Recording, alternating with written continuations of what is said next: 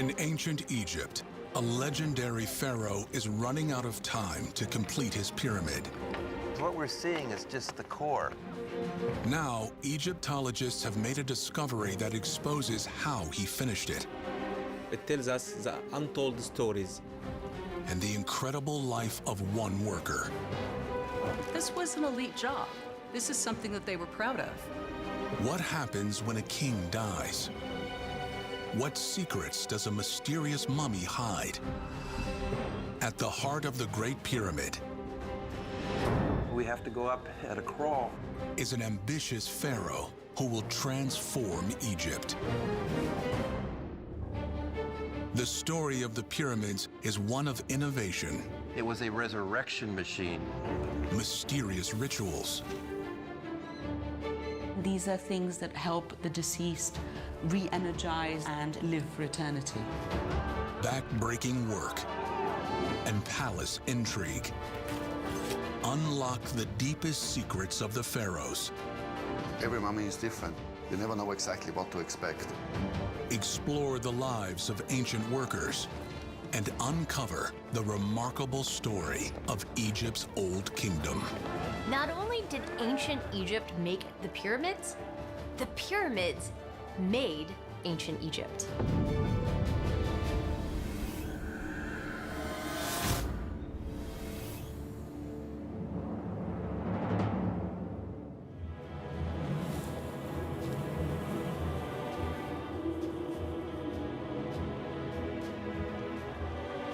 In ancient Egypt, builders are hard at work constructing the largest pyramid on the planet for their pharaoh Khufu.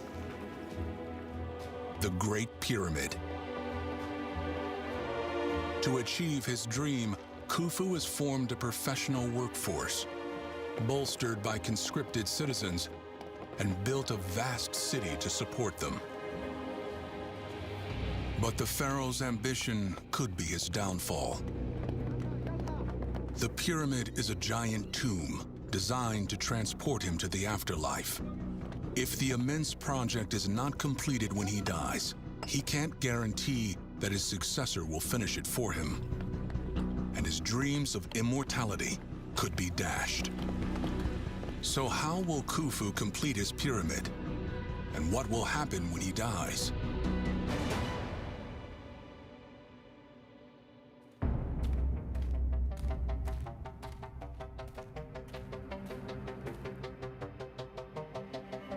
Archaeologist Mark Lehner has spent decades hunting for clues about Khufu's intentions for his monument. Khufu's builders would never have imagined that we would see the pyramid the way we see it today, because what we're seeing is just the core. It looks fairly regular from a distance, but when you come up close, the stones are not well cut, they don't join well together, it's just the mass. The Great Pyramid, as we see it today, is incomplete. To build the monument as fast as possible, Khufu uses some 2.3 million blocks of roughly cut limestone for the core. But at the base of the pyramid, Mark has spotted evidence that the pharaoh's master plan was much more ambitious. Clues that expose the craftsmanship of the builders. Here we have an idea of what Khufu's pyramid must have looked like when it was brand new. It was covered with polished white limestone casing. And here's where Khufu's masons did their stonework with finesse to perfection. Not only are they making casing with 17-ton blocks, but they're putting the blocks together, like here in the pavement slab, with joins so fine that you can't get a razor blade in between. And they've made that fine join all the way back as long as a meter 20. It's just astounding what they accomplished here. Khufu wanted his pyramid to have a seamless white outer casing for a very special reason.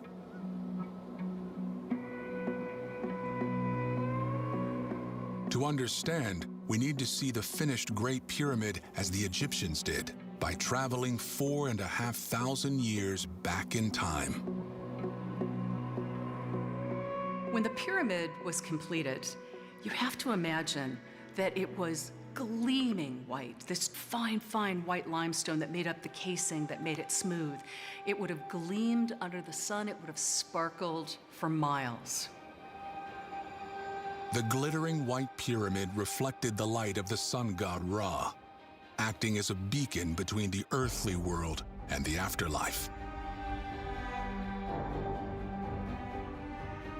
It was a dazzling place at that time, a very magical, a spiritual place, almost merging with the other world, the celestial world of the sun and the stars. Khufu needed his pyramid to be perfect in every way, linking him directly to the gods he wished to join. A pyramid essentially is a regeneration machine for the king.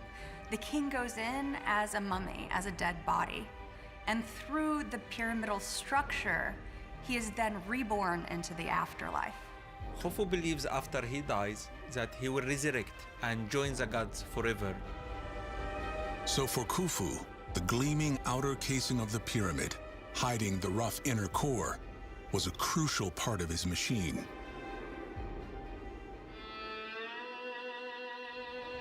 Today, the blocks of white limestone, polished by the builders, have all but vanished. Just a small section remains. The robbing started in the Pharaonic period, but especially in the Middle Ages, we know the stones were destroyed for the manufacture of lime mortar. But these white stones have an important story to tell about the final step in Khufu's ambitious project. It's special rock called Tura limestone, because it comes from quarries at a place called Tura on the other side of the Nile. Khufu's father used stone from the Tura quarries to encase his bent pyramid. The bent pyramid still has almost 70% of its outer casing, making it the best example of what the covering of Khufu's Great Pyramid once looked like. But Khufu's pyramid is far bigger. It was the largest construction site ever at that time for a building. To finish the monument, builders will need to haul some 70,000 casing blocks, weighing an average of 2.5 tons each, from 10 miles away. So how did the Egyptians transport these precious limestone blocks to finish off the pyramid?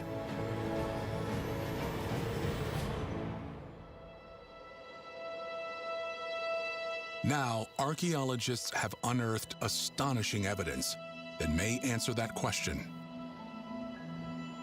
The discovery was made 150 miles from the pyramid at Wadi El Jarf on the Red Sea coast.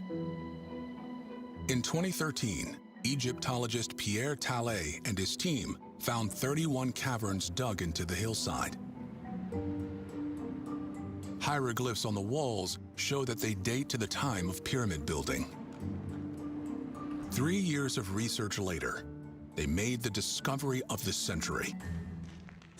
It was in a pit at the entrance of one of the caverns that we discovered more than 1,000 papyrus fragments. Pierre had uncovered the oldest papyrus manuscript ever found in Egypt, protected from the elements for 4,500 years underneath a large stone block. A discovery like that, I think you only make once in your lifetime. It was magnificent. We could never have dreamed of finding such a complete document. Now, Pierre has deciphered the hieroglyphs and discovered something remarkable. It was written by someone working directly on Khufu's pyramid. The discovery was absolutely earth-shattering because for the first time we have a ledger, a record from the reign of Khufu that talks about the resources and the moving of resources for the Great Pyramid. This discovery, is about to rewrite history.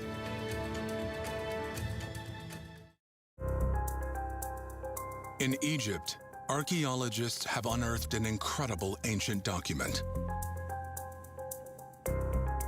This discovery changes our understanding of the Great Pyramid and how it was built, because it's an unofficial document and it tells us the untold stories about how the pyramid was built.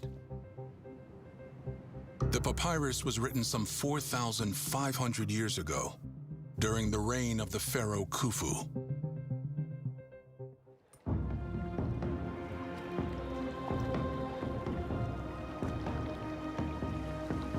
Its author is a man called Merer.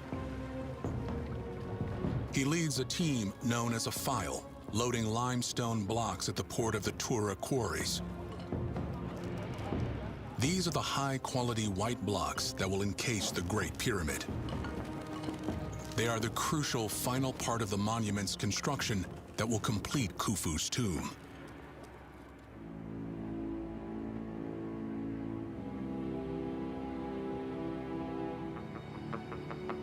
The Merer Papyrus is great because it unpacks what this file, what men under Merer's supervision would do.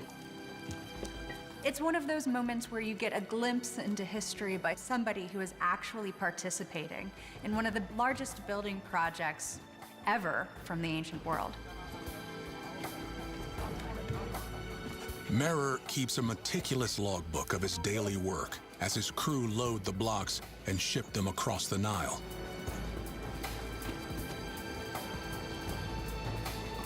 But where exactly are they taking them?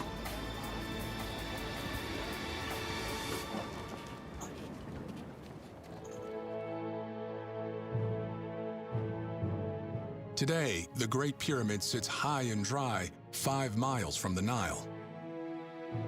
What has long been debated is whether the Nile was actually on the west in the Old Kingdom. What seems clear to me is that at least one branch of the Nile was very close, maybe as close as 300 or 400 meters. The theory about the Nile once being closer is supported by drilling samples. The river provided the perfect route for Merer to get near Giza with his precious load. Even so, the job must have required tremendous organization. Merer is a low-ranking civil servant who leads a team of about 40 men. His team make regular boat trips to transport loads of limestone blocks from the Tura quarries, where they're extracted, to the construction site of Khufu's pyramid. According to Merer's logbook, he spends an average of 2 days loading the 75 tons of stones that his boat can carry. Every 10 days, he makes at least 2 rotations between the quarries and the pyramid site. In total, 170,000 tons of limestone needed to be transported to cover the tomb of Khufu, requiring many teams like Merer's.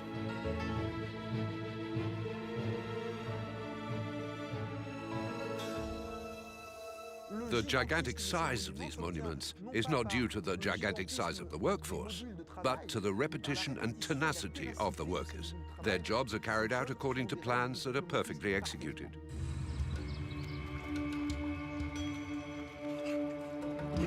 Day after day, Merer reports what he did during the day and where he sleeps at night. So it's actually a very detailed record of information using almost military precision. While deciphering the papyrus, Pierre discovers that this information is intended for Merer's superiors. Merer needs to account for his time. These logbooks expose the control by the monarchy over the working time of these teams. They're at the service of the king 24 hours a day, and for the whole year. Just gives us a window into the incredible bureaucracy that was used to create the pyramids. In fact, Merer was accounting for his time in half days, which is quite interesting. I mean, they really literally down to the minute. More than anything, The Merer Papyrus shows us how carefully the ancient Egyptians kept accounts of everything they did. And that tells us a lot about why Egypt was so successful. They kept records, they kept track of everything, and if you're keeping track of everything, then it's a little harder for a corrupt official to skim off the top. It's a precise system. Merer can't afford any delays. Otherwise, work on the pyramid could grind to a halt. Thanks to efficient organization and rigorous control of thousands of workers, Khufu sets up an unprecedented production line to try to complete his immense tomb before his death. But the pharaoh also knows he must reward his men to ensure their motivation.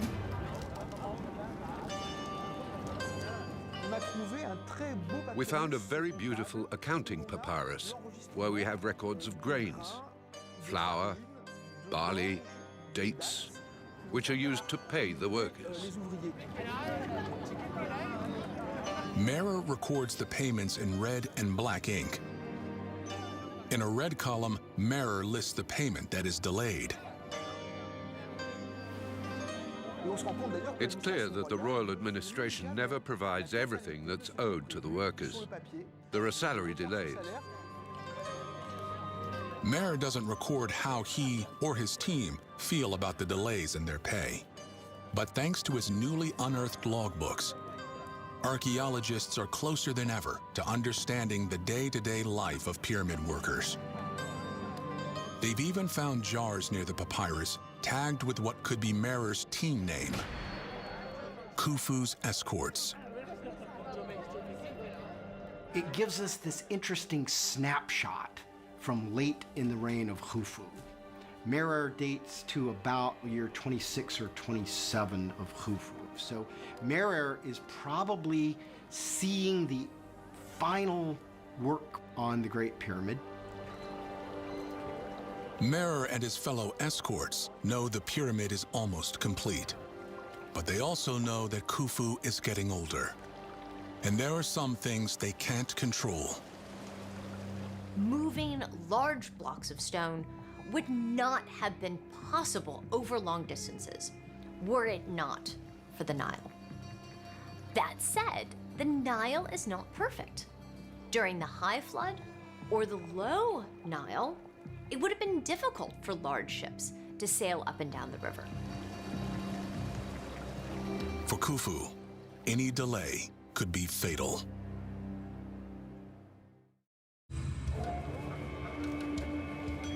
Ancient boatman Merer is shipping in high-quality limestone blocks to complete the Great Pyramid. To keep work on schedule, he needs to drop them off close to the building site. But the Nile's level fluctuates during the year, making it impossible to get close enough during some months. So typically, Khufu engineers a solution, one that will transform this landscape.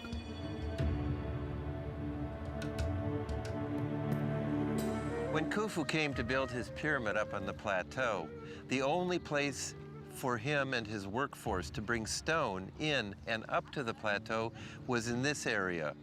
And so we think that Khufu created a loading bay. First, they build a dam next to the river, and then dig a canal to divert water from the river to a gigantic artificial basin. Then they open the sluices to allow boats like Merer's to dock a few hundred feet from the construction site.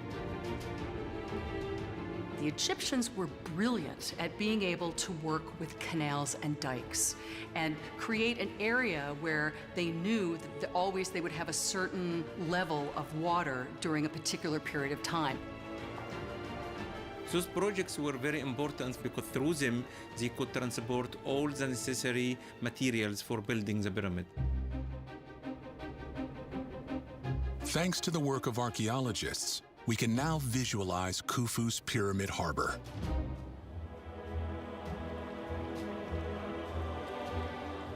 The artificial dock, where Merer delivers his cargo of limestone blocks, sits next to a vast city that Khufu built to house his workforce.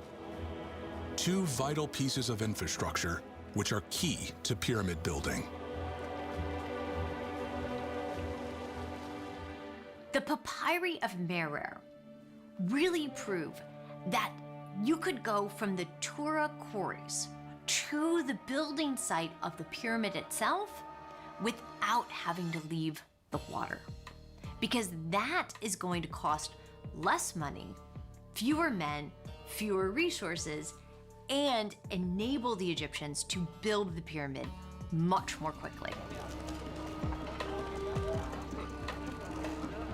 Merer's logbooks remain the greatest discovery of the 21st century for understanding the lives of individual pyramid builders. It's really clear that by working with these boats, that this was an elite job. This is something that they were proud of. This is not just common labor. This is something that probably some of these men aspired to. But Merer and his team are just one cog in a much larger pyramid building machine. You have the people who have to move the stones. You have the people who have to quarry the stones. And then you have to have the massive agricultural base to feed and clothe and house all of the people engaged in these activities. Khufu is operating a huge industrial network. From the Nile Delta, he sources food for his builders. From Aswan, he brings granite for his burial chamber. From the Sinai, shipments of copper. Cedar wood is imported from what is now Lebanon. These networks, as well as the internal colonization of Egypt, whole new farms and ranches and plantations for feeding the workforce that was here in the lost city of the pyramids, all of these networks, all of this national infrastructure became more important than the reason for which it was created, building these gigantic pyramids.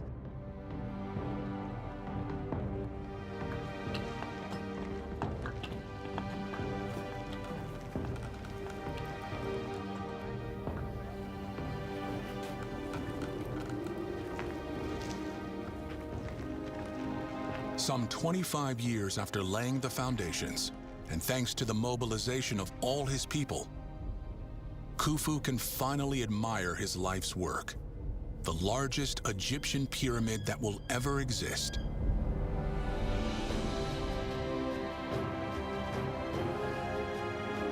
It would have been amazing to see the sun shine down and for that light to be reflected back to the viewer. You have to understand that the pyramid was a resurrection machine, and to the pharaoh, it symbolized the mound of creation from which the sun rose. And this particular form was equated with the sun god Ra, and so therefore the symbolic form came to mean the transcendence of the king's body, as well as the eternal celebration of the king's cult. But the finished pyramid is just one part of the resurrection process. If the king is to be successfully transported to the afterlife, he'll need to undergo a series of important rituals when he dies.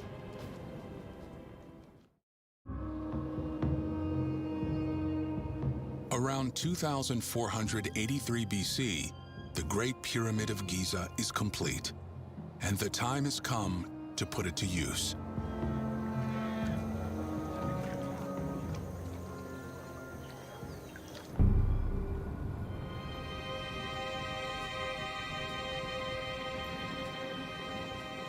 Khufu, the most ambitious pharaoh of Egypt, dies, aged in his 50s or 60s. He is about to find out if the resurrection machine he's built really works. 2 of his 14 children are at his side. Jetafre, the next in line to the throne, but also Khafre, who will eventually reign over Egypt too. The pharaoh's remains will rest for 2 days before a process known by the Egyptians since the dawn of time: mummification. The idea of mummification began in Egypt long time ago before the pyramids were built. You would be buried far from the Nile, far from the floodplain, out in the desert. Everything is dry, natural desiccation.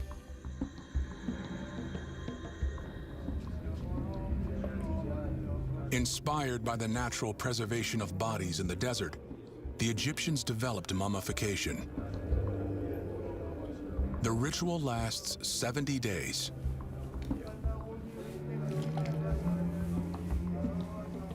To accompany the ceremony, embalmers recite prayers and instructions that guide the process.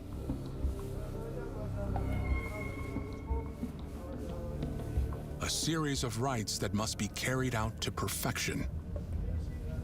Because if the body is not well preserved, Khufu will not be able to resurrect. The Egyptians have something called the Ba, which is your soul. It can be envisaged as a Ba bird with a human head. It's the soul that can cross the boundary of this world and the next. And there's something called a Ka. It's a type of double of the person. Ra will escort the pharaoh's Ba soul towards the setting sun. There, it will join the other world and start a journey that will lead Khufu to eternal life.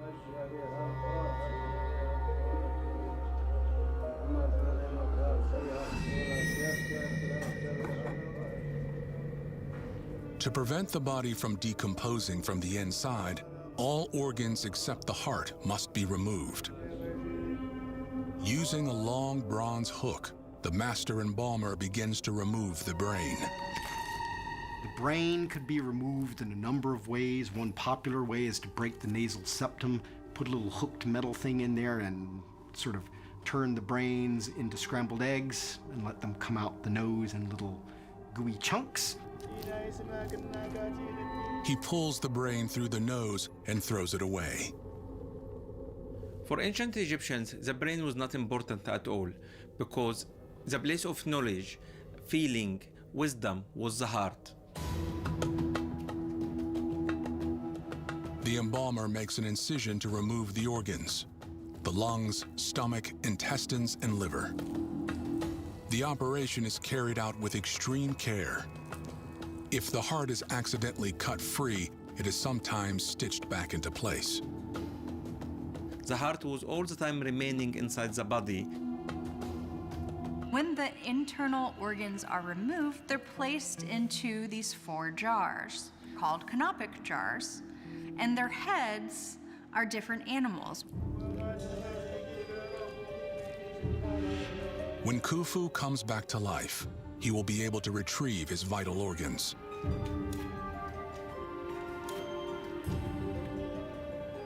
The embalmers then dehydrate the pharaoh's remains using natron, a salt that will dry the body for 40 days.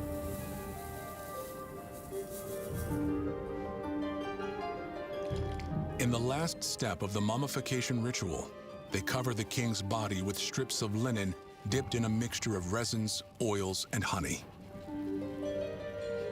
And part of the wrapping process would also include, as we know from later mummies, the inclusion of a number of amulets in the wrapping. So the wrapping of the mummy is a ritual of its own. The amulets are magical and will help the king overcome challenges on his journey to the afterlife. This process will last 15 days and may require up to 4,000 square feet of linen. Over centuries, the knowledge of Egyptian embalmers grew, and mummification techniques evolved.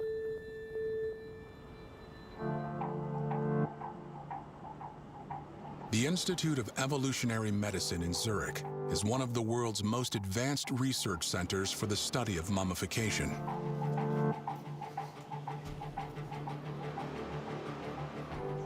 At this facility, Frank Rulli analyzes Egyptian mummies to discover how ancient embalmers tried to make the deceased immortal. We are looking for the way it was mummified. We are looking for individual data which help us to write the biography of the person, like sex, age, but also the diseases, the degree of preservation.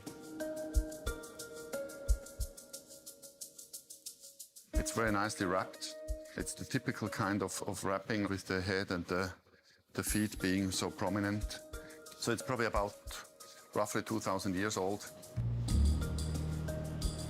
The researchers will perform a series of scans and examinations. Their objective is to understand the specific technique used by the embalmers. The first mystery to solve is who is hiding under all these layers of linen. Every mummy is different, so it's like every time opening a Christmas gift, you don't know what to expect.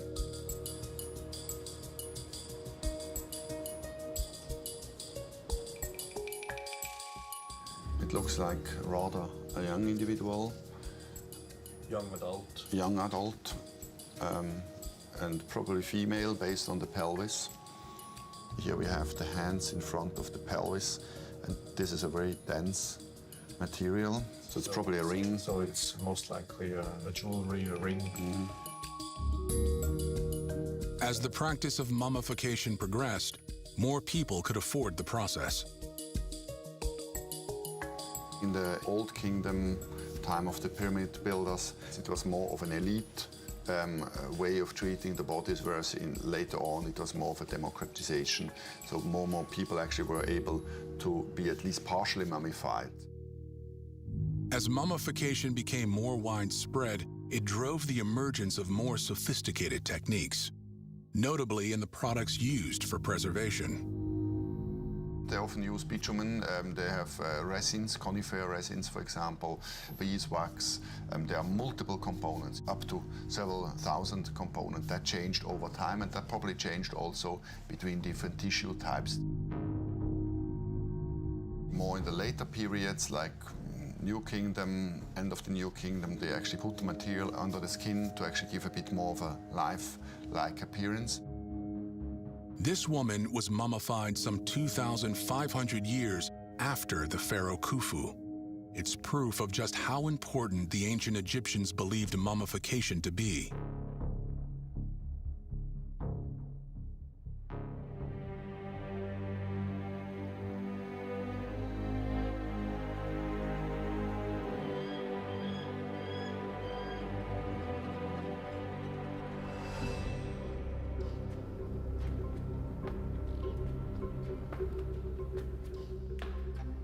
After 70 days, Khufu's mummification ritual is complete, and he is placed in a cedar wood sarcophagus.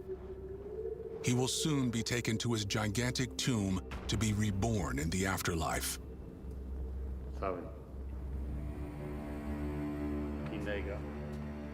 But first, the priest calls the Ka of the pharaoh, the part of the soul that stays in his mummy, to prayer.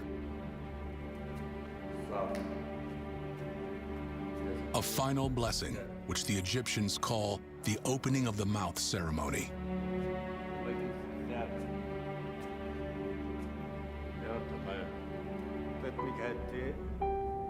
The priest touches the eyes, mouth, nose, and ears of Khufu, painted onto the coffin. And this causes the senses of the mummy to return in the afterlife so that they're able to see and eat and drink and hear. Once this ritual is over, Khufu can be brought to his final resting place. Khufu's body wouldn't just be dried and then stuck into the pyramid and locked up, but the entire process is this long event over several weeks, a ritual process where the pyramid is really functioning. It's the machine that's being started to propel the ruler into the afterlife. According to ancient beliefs, the body of the pharaoh must remain intact in order to resurrect. So Khufu will need to protect his body from looters. Clues to how he did this lie inside the last secrets of the Great Pyramid.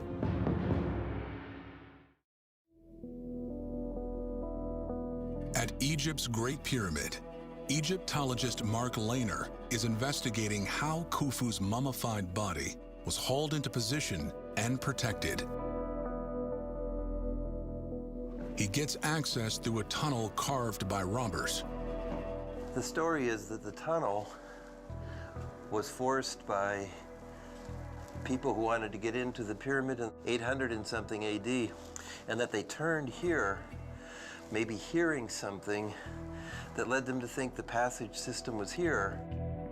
When Khufu was buried here, priests had to first haul his sarcophagus down an 80-foot tunnel to reach what we now call the ascending corridor. The ascending passage goes up into the pyramid at about 26 degrees for 38 meters, only 1.2 meters high and 1.05 meters wide. So we have to go up at a crawl. Can you imagine the king's funeral coming up such a narrow tube like this?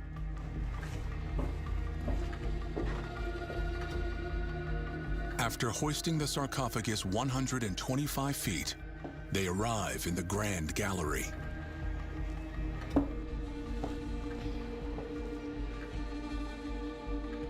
You're in the Grand Gallery, one of the real marvels of the ancient engineering architectural world. It's not only 24 feet high, but it's angled up at 26 degrees, still the same slope as the ascending passage. Some Egyptologists think that Khufu's engineers stored granite plugging blocks in this channel. And then when they wanted to close the pyramid from above, men released brake logs that held the plugging blocks back. And the plug blocks slid down the channel right into the ascending passage.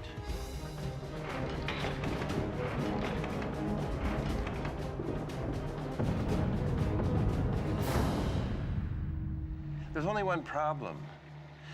If Khufu's workers plugged the ascending passage from inside, from up in the Grand Gallery, how did they get out? Well, there is their escape route. There's a shaft that goes down to what's called the grotto at ground level, and then another shaft that goes down to the descending passage, and then on out to the outside of the pyramid.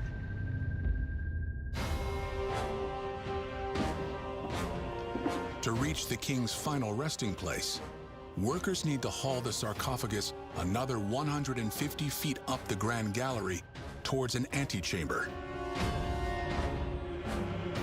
where there is another defense system. They put in place portcullis slabs. They're slabs that slid down these grooves that were created by leaving bars of raised granite. So the slabs slid down these grooves, 1, 2, 3, probably with a great boom, and sealing up the chamber that lies just beyond here. Behind this last corridor is the king's chamber. I've been coming here for 46 years, and yet every time I come into this room, I still have a feeling of a very special place. This is where the king should have rested for eternity. But today, all that remains is an empty sarcophagus. Despite all the pharaoh's protection, the burial chamber was looted. Robbers chiseled their way through the defenses. Somebody knew just where to come. In that case, it would have been an inside job. Somebody very close to the time when the pyramid was finished. The construction of the burial chamber is more evidence of Khufu's ambition. The entire room, from floor to ceiling, is made from red granite. These immense blocks come from the Aswan quarries more than 500 miles away. To support more than 300 feet of stone above the chamber, the builders had to innovate. Khufu's architects built chambers to relieve the pressure. topped by angled slabs called a chevron vault. Ancient builders made other decisions for spiritual rather than engineering reasons. They made two tiny passages, about 6 inches wide, stretching over 200 feet from the king's burial chamber to the sky. With a high probability, they are not channels to conduct air in here. They are channels for the king's soul to come out of his sarcophagus, through the northern channel, up to the northern sky, and to join the circumpolar stars.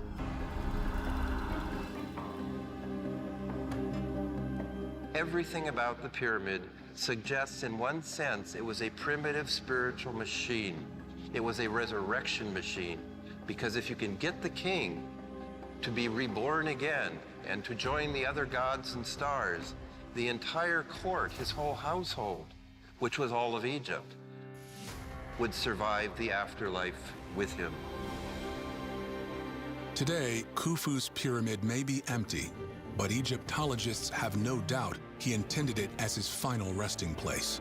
It should not surprise us that after 4,500 years, no mummies have actually been found in Old Kingdom pyramids.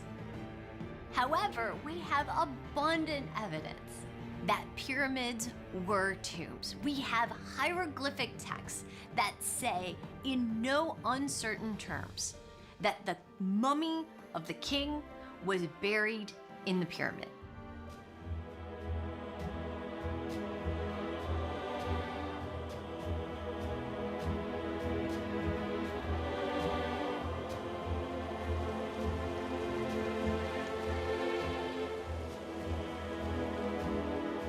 After years of hard work and sacrifice, the builders and the king's high dignitaries pay a last tribute to Khufu, the most ambitious pharaoh of Egypt.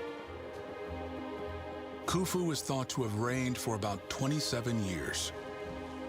Most of them spent building what will remain the tallest monument on the planet for almost 4,000 years.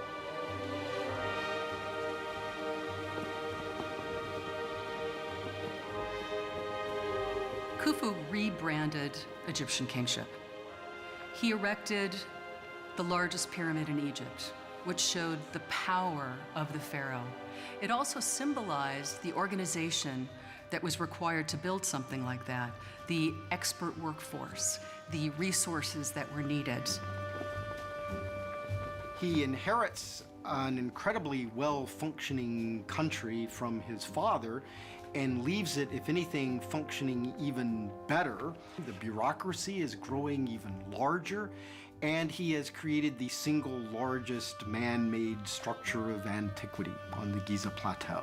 Creating the pyramids, building the pyramids, quarrying the stone, brought together Egypt, unified the country, and gave the nation a project that defined in some ways what it was to be an Egyptian, to contribute to your king's final resting place.